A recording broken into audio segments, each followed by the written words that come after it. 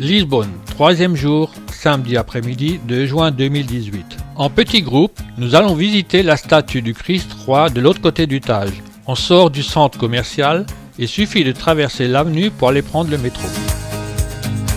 Beaucoup de mains pour tenir la barre. Faut changer de ligne de métro.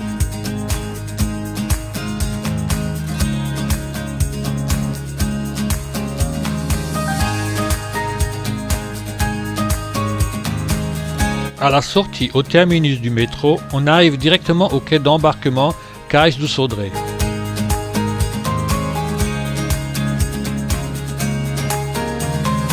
Le plan indiquant la destination en bateau, Cacilhas. Mais avant de continuer, un petit crochet par un autre quai où j'étais arrivé en bateau à Lisbonne en escale depuis Cannes en 1973 à destination du Brésil. Le paquebot en train de manœuvrer après être passé sous le pont Salazar, aujourd'hui pont du 25 avril.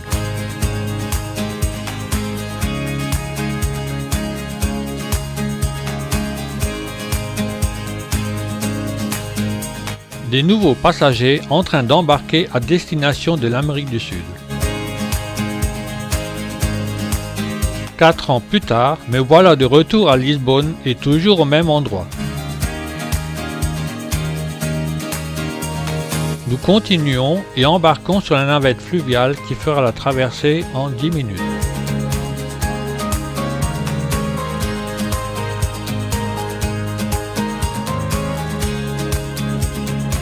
À l'intérieur, dommage qu'il n'y a pas de pont ouvert. J'étais obligé d'ouvrir la petite fenêtre supérieure pour filmer et photographier l'extérieur.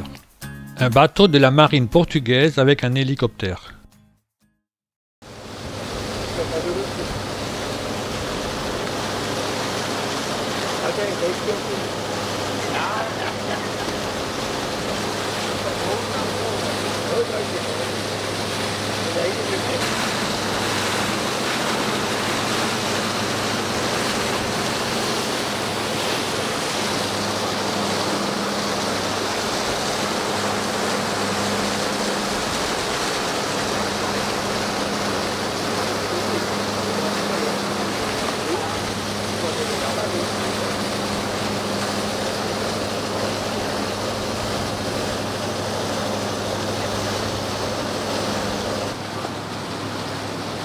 Après 10 minutes de traversée, le bateau va accoster.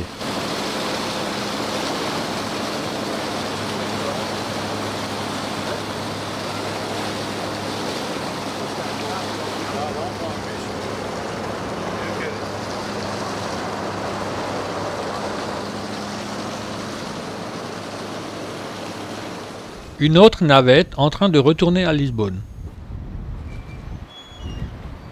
Un bateau de plaisance en promenade avec des passagers féminins, le seul homme semblant être à la barre. Vue aérienne de l'endroit d'où on part en bus pour aller jusqu'au sanctuaire à environ 2 km. Le bus qui partira de suite. On arrive par l'arrière. Le monument est immense. La statue, construite entre 1949 et 1959, s'élève sur une falaise à une altitude de 133 mètres. Le socle mesure 82 mètres et la statue 28 mètres, pour un total de 110 mètres. La taille de la tête est de 4 mètres et les bras mesurent 10 mètres de longueur.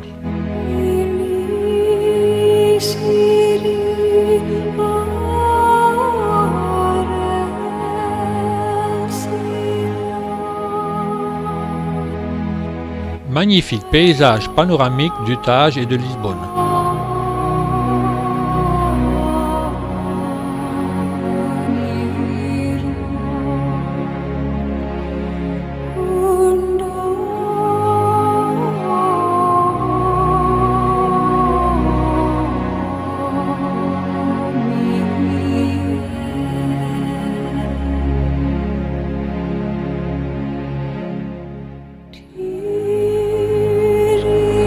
Ce pont Salazar a été inauguré le 6 août 1966 sous la dictature de Salazar et juste après la révolution des œillets en 1974 a été nommé pont du 25 avril.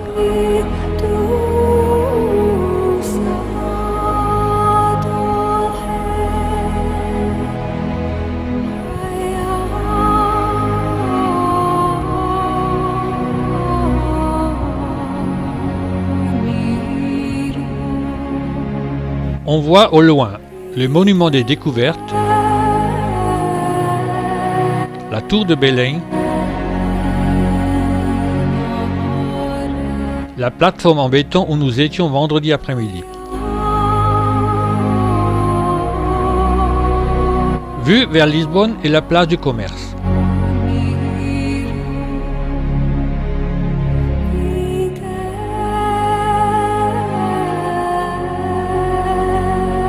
Cage do Sodré, d'où nous étions partis avec la navette. Au loin, le parc des Nations avec la tour Vasco da Gama, le pont Vasco da Gama et les deux tours du parc. La travée principale est de 1 km. La longueur totale du pont est de 2 km 277. La hauteur libre à l'endroit le plus élevé du tablier est de 70 mètres. Vue sur Cacilhas. Vue à l'arrière sur la commune de Alamada. Le rond-point d'où partent les navettes bus vers le port de Cacilhas et à droite le péage autorité du pont sur le Tage. Vue aérienne qui montre bien le site. Il est temps de redescendre par les escaliers étroits puis par l'ascenseur.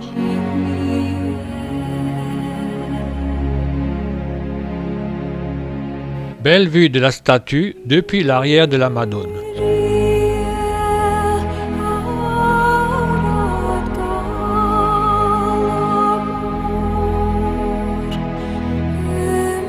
Vue entière de la statue. Comparaison avec la statue du Corcovado de Rio de Janeiro avec un de mes amis carioca.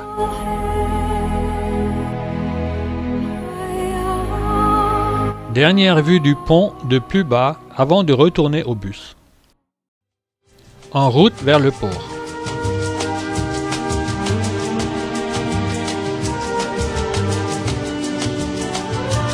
Avant d'embarquer, quelques vues intéressantes dans ce port de Cacilhas. Ce sous-marin de la marine portugaise, le Barracuda S-164, a été construit à Nantes en 1967. Il s'agit d'un sous-marin d'attaque à propulsion classique. Il appartient à la classe Daphné. Ce sous-marin a été transformé en musée après 40 ans de service. La frégate Fernando II et Gloria est un joyau de la flotte portugaise. Dernier navire exclusivement à voile de la marine portugaise et dernier vaisseau à effectuer la route des Indes, il a été construit à Damon, ancienne colonie portugaise, et lancé à l'eau en octobre 1843.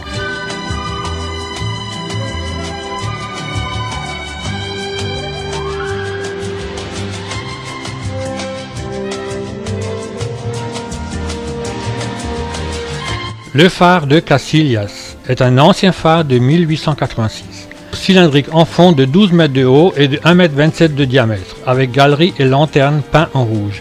Il a été désactivé en mai 1978 en raison de la reconstruction des installations portuaires de Cacilhas. Terminus des lignes de tram 1 et 3. Ce réseau de tramway est récent. MTS, Métro Transport Sud, a été inauguré en 2007 et les extensions terminées en 2008. Voie normale comme à Mulhouse. Il y a 3 lignes. Voici un plan des lignes. Comme on n'a pas eu le temps d'aller voir des plages, je vous montre 2 photos que j'avais fait en été 1971 de la plage de Costa da Caparica, très appréciée des Lisboètes.